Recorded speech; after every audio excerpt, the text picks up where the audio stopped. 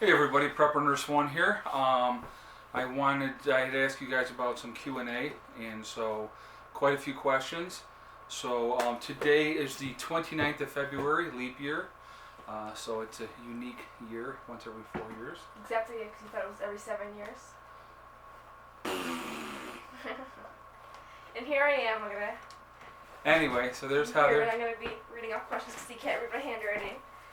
So Heather wrote the questions down for me, and I cannot read her handwriting, so she's gonna give me the questions. Okay, shoot. Because you don't know how to read good handwriting. Oh, please. Okay. Alright, so the first question is from Sean Neal. Do you plan on putting in a rain catch system? Okay, so Sean Neal asked if I wanted to put in a rain catchment system. And I absolutely do plan on putting a rain catchment system in. What I want to do is actually put something in higher up the hill, because right behind the building or the house here, it starts to go straight uphill.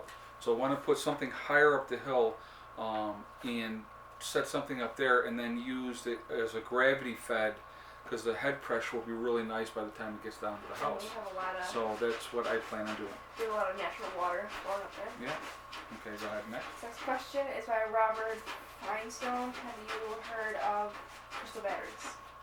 Okay, he asked if I had heard of crystal batteries, and I had not, so I actually looked them up. And so yes, I was checking those out. It's definitely different. What is that? Just using different forms of. Wow. So next question is by Joni D. Do you have a fallout shelter? Okay, so Joe, you got to, when you were asking the question, read them to me. Read them louder so make sure everybody can hear them. Okay. Asked if we had a fallout shelter. We do not at this point. I do plan on digging into the hill and having something underground, even as cold storage. But I definitely would like to have some kind of fallout thing underneath there as well. But that's on a list that's about this big. Okay. Another question by Joni D is, do you know what someone who does not own any land could do to live off grid? Okay, somebody that doesn't own any land, if you want to live off grid. There's definitely a lot of communities out there looking for people. We are actually one of them that, would like to have people join us off grid. If you don't live off grid and you want to definitely prep, I think it's still a good idea to prep. Trying to get yourself someplace that you can have as a safe zone is really, really important. Okay, so do your research, look online, see what groups of people are around you. There's a lot of people that are prepping out there nowadays. Alright, this next question is by Rev John O'Toole. After the power setup is done, what is the basic outline of projects of order you wish to complete in the next 6 months? Okay, so he's asking, after we get the power situation squared away, what are my list of projects over the next 6 months? What ideally I would like to do, I want to get, I want to get up my rain catchment system to put together. That's obviously one of the things on my list. And I would like to work on making an addition onto this. So what do you want? I want to get an addition put onto here so that Eddie can have his own room and not be in the loft. What else? Get in my greenhouse. There's just the list is endless, to be honest with you. It all comes down to time and money of what I can get done, and we'll just what's that? And what we need. And what we need. It's prioritizing everything, getting things, squared away, and so there's a lot of things going to be coming, but getting a rain catchment system in, getting a greenhouse in, hopefully working on an addition here as well. These are all things on the list. So those are probably like the 3 things. And squaring away the bathroom, getting the bathroom squared away, getting the shower in. We're probably going to be going with a composting toilet, so getting that squared away the way we want it, and getting the water run to the cabin. Those are also things on the list. All right, so that's that. Okay. All right. Thank you for the question, by the way. This next question is by Tioga Trails. Do you have a social time with your friends at your place? Okay, Tioga Trails. Yeah, Trails. Yeah, Trails asked if we have social time here with our friends. This winter we really haven't a lot, other than family. This summer we definitely plan to. Like, I know that Reese and Jennifer will be coming up for sure, and if they don't, they're going to get a punch in the eye. But no, they're going to be coming up this summer, and I definitely have other friends like Thomas and Camille, who helped us move up here initially. I know they'll be up this summer, and we'll hang out with them. Randy. And my buddy Randy and his wife Suzanne, they'll probably be up. So there's definitely going to be some people coming in to visit and stuff like that. And I definitely, and here's the thing is, when I have people come up to visit, I want it to be they come up to visit, not to come up to help or do anything. Just come up and hang out, relax, and just enjoy the company. Sit out, have some nice bonfires, look at the stars. I'm going to tell you what, it's one of the things I love about up here the best. I mean, last night I was outside, clear skies. I mean, it was really, really windy, but the stars are just absolutely beautiful, and there's no background lights to bother your view of these thousands upon thousands of stars. So. Alright, also by Tioga Trails, what do you and the kids do for fun? Okay, what do we do for fun? There's a lot of things. We like a lot of different things. We haven't really had a lot of fun this year. Huh? We haven't really had a lot of fun this year. Well, this last year was not a lot of fun. With the move, then me getting cancer, then trying to get the house squared away, and it was getting away on this last vacation here this month was well needed. We definitely well deserved, I guess, if you want to say, but we definitely needed it just because everything was just bam, bam, bam. And it had to be. I mean, there was no other options. We were blessed with a very, very mild winter. I've said that probably 100 million times. You guys are probably sick of hearing it, but we can get hammered up here and hammered hard. Like last year. And last year was a good example that it was brutal up here last year. So, or the year before. Last winter here, this winter, 2015 into 2016 was very, very mild. But 2014 into 2015 was bad, and the year before that was bad as well. So we picked the perfect year for moving off grid. Not really picked it, but. Well, we got lucky. Yes. Alright, and also about Tioga Trails, do you ever get cabin fever because you're in such a small house? I think you get a little stir crazy sometimes. I wouldn't necessarily say cabin fever because, the kids are in school, I'm working, and we're not here all the time. So During the summer is awful though. It was so boring because I don't have any friends up here. Well, you didn't have any friends up here. I was laid up, so it was a really good time for me too, Heather. I'm sure Thank it you. was. Thank you for putting the focus all about yourself. We appreciate Of course, that's what I'm here for. You talk about yourself too much. It's time for me. Let's talk about you. I'm interesting sometimes. Alright, Anyway. so this next question. So no, we do get, to a degree, get stir crazy, but right now we got spring fever. We want to get outside and do things outside, so that's kind of where we're at right now. So Where you're at.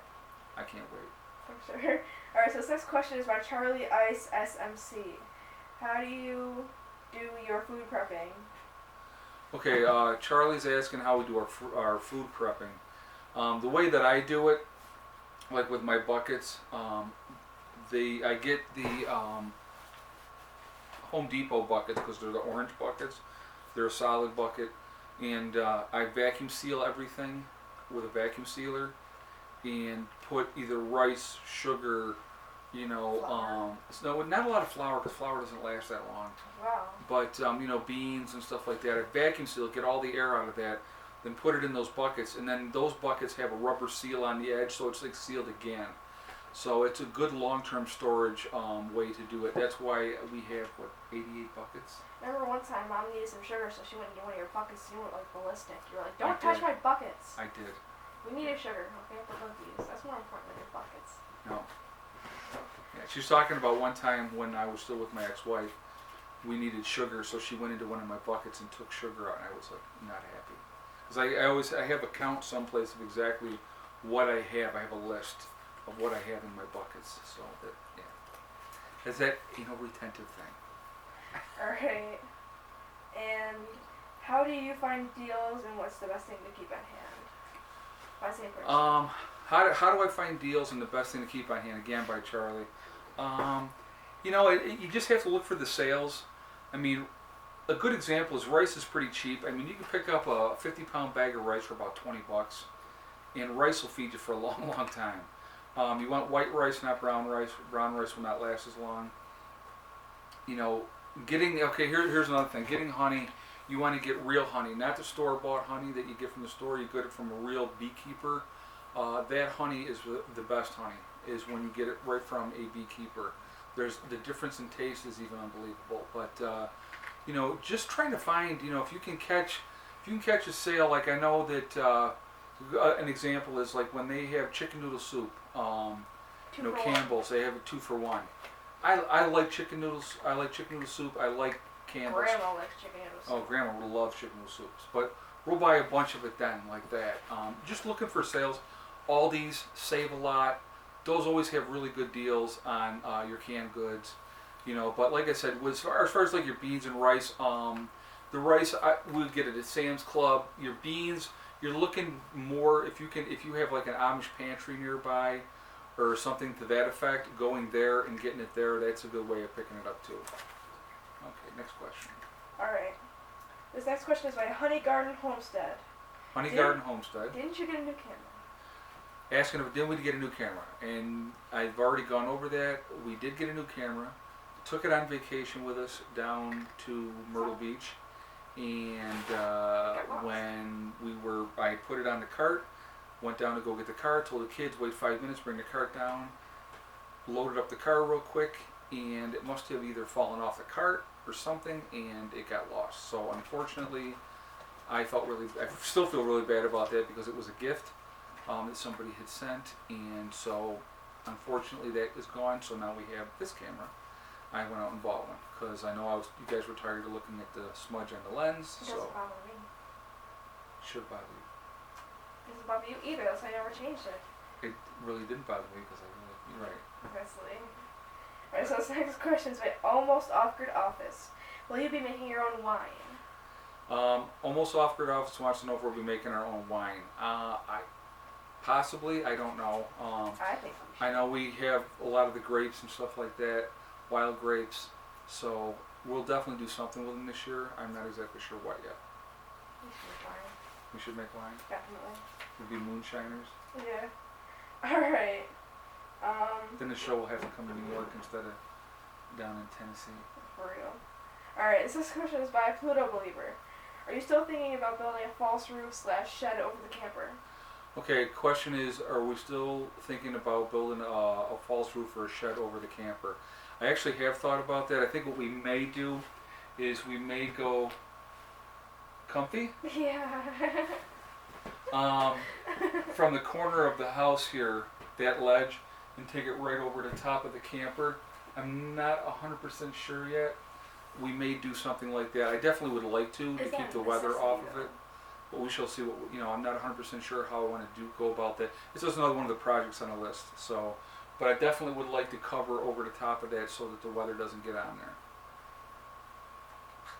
Okay. Oh, okay, for me. This next question is by Northeast Homestead. How is the new camera working out? The new camera's working out great. Love it. Totally. Alright, this next question is by Crazy Andy Scott. Is there any reason, money or other, that none of the off-grid guys use concrete slabs for any foundations? Okay, so this question is about how come a lot of people don't use a concrete slab as a foundation for our buildings and stuff like that. The reason is, once you put a concrete slab down, it's basically considered a permanent structure.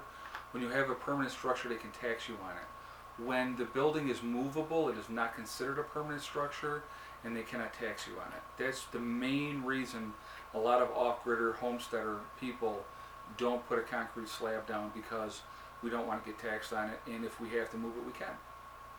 Yes, that's a great answer. Alright, this next question is by Foundations. I think that's a 9. I don't know, I kind of didn't scribble, so maybe. Oh no, okay, that's already from the last question. I don't know. Alright, this next question is by Madeline Santana. Did never tough to find a job close to you? Talking about is it harder to find a job closer to me?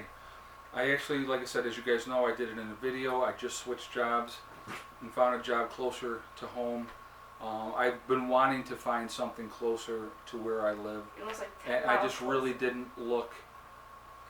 And now the situation changed and I decided to look down here and I found something right away. So I was really pretty lucky. So it really wasn't that hard. Tony Blackman, what is your greatest fear for you and your children? All right, this is actually a good question. Tony Blackman asked, "What's my greatest fear for me and the kids?"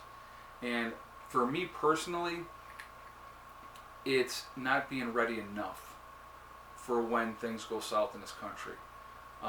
We continue to work on things, and it's a process.